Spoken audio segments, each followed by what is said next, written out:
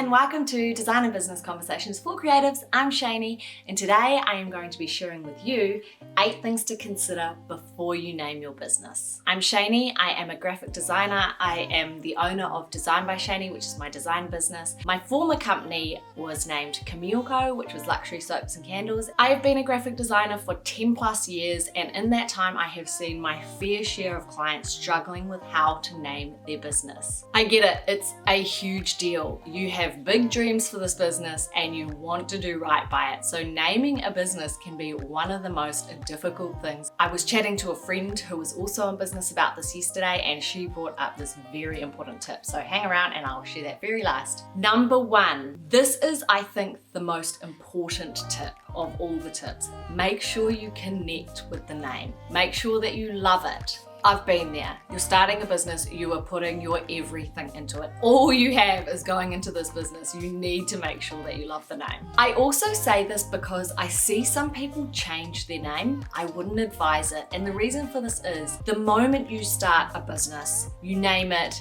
and you put it out there, you are gathering an audience. And what you don't want to do with that audience is alienate them. Changing the name is going to be very confusing. Make sure that from the start, it is something you love and connect with. Number 2, do your research. I say to do this for a number of reasons. You do not want to have the same name as another business in your industry or your area. What it'll do is it'll really annoy the person whose business you're also naming your business after, and it will also confuse customers. To search businesses in your area, you can do this in a number of ways. Search on Google, type in the name and the location. Say, Design by Cheyney, Auckland. Pretty much guarantee there's not going to be another Design by Cheyney in Auckland, but I want to make sure. And I also want to check the industry, even if it isn't in the same area. Design by Cheyney graphic designer. When you're searching on Google, make sure you're searching the location and the industry. The other thing that you're going to want to do is search it on your local business register. So in New Zealand, everyone who is a registered business has to go on and register their business. I can't really speak for the rest of the world, but I'm assuming this happens in other countries as well. So search your business register and make sure that there aren't any businesses in your area with the same name. Number 3, check the trademark register. This is fairly similar to point number 2. Find your local trademark register and ensure that you aren't infringing on anybody else's trademarked name. Trademarking is a little bit of a tricky area, and I'm not a trademark lawyer, so I don't want to give any unsolicited advice here. If you have any questions about this and you're naming your new business and you want to check, contact a lawyer. Tip number 4, is it broad enough? Does your name lend to diversification in the future should you decide to go down that path? To give you an example with my business Camille Co, I was quite strategic in leaving the words candles or soaps out of the name. This was because when I started Camille Co, I had a vision for it to go way further than soaps and candles. It didn't. But I allowed myself that freedom by ensuring I chose a name that wasn't too narrow. In contrast to this, with Design by Cheyney, I literally put myself in a box because a design, meaning that I can't really go outside of design, and Cheyney, meaning that if I hire anybody in the future, is that name still going to fit? However, I knew from day dot that Design by Cheyney would always just be designed by me. Makes sense. To give you another example that isn't relating back to me and my business is, say you're a coffee company. Are you going to put coffee in there? Think long and hard about this, because having the word coffee in your name, if you are a coffee business, might be really beneficial because it tells people exactly what you are straight away. However, think of how you might want to diversify in the future. Maybe you want to sell coffee related apparel, or maybe you want to roast beans, or you want to make takeaway cups.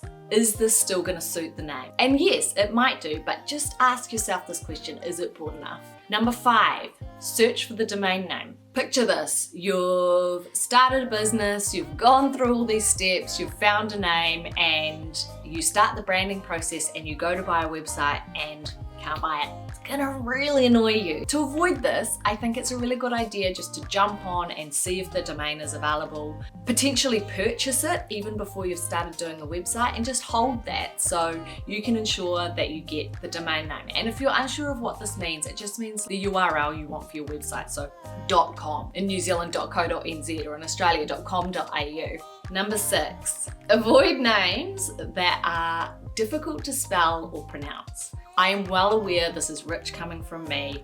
With a business like Designed by Cheyney, I've struggled with my name my entire life with people spelling it incorrectly and mispronouncing it. I made a calculated decision to keep it in there because I want people to take the effort and the time to understand my name when they're working with me, and having it in the name reinforces it. When I had Camille Co, I had a lot of people take the liberty to call it Camille and Co. Didn't really annoy me, it wasn't a big deal for me, but if it is going to be a big deal for you, maybe test your name. If you have a list of potential names, give it to your friends and ask for their feedback. Maybe tell them the name and ask them to spell it for you and see what they come up with, and vice versa. Write it down and ask them to pronounce it, and there you'll have your answer. Number 7, consider your future branding. Anyone who's helping you with your design will be able to make your brand name look amazing no matter what. However, there are a few things that you might want to consider before you go down that road that can help any difficulties in the future. If your brand name is 5 words long, how is that going to look in a logo? Is it going to be easy to say? Just something to think about. This isn't like a majorly important thing, but write it down. Visualize how it could look as a logo or within your branding. The last tip that I have written down, number 8, is it memorable? Be memorable. This is your brand. This is what you're putting all your energy into. You're gonna want something that sticks. Does it roll off the tongue nicely? Does it evoke emotion? Is it easy and fun to say? And this brings me to number 9, the bonus. Make sure that your brand name doesn't mean something in a different language or in a different culture that could be potentially offensive. Best of luck to you on your business journey and naming your business. Let me know in the comments if you have some potential business names and you want to put them out there. I respond to all my comments, and if you're new to business and you want more business advice, I have a playlist which I will link in the cards above. Feel free to click on that and find more videos that will help you in your business journey. Thank you for watching. If you've enjoyed this video, please support the channel by giving it a thumbs up. Subscribe to my channel so you don't miss out on future videos like this by clicking the subscribe button below. Hit the notifications bell if you would like to be notified of all new videos. I'm producing between 1 and 2 videos a week at the moment. I will see you next time. Bye!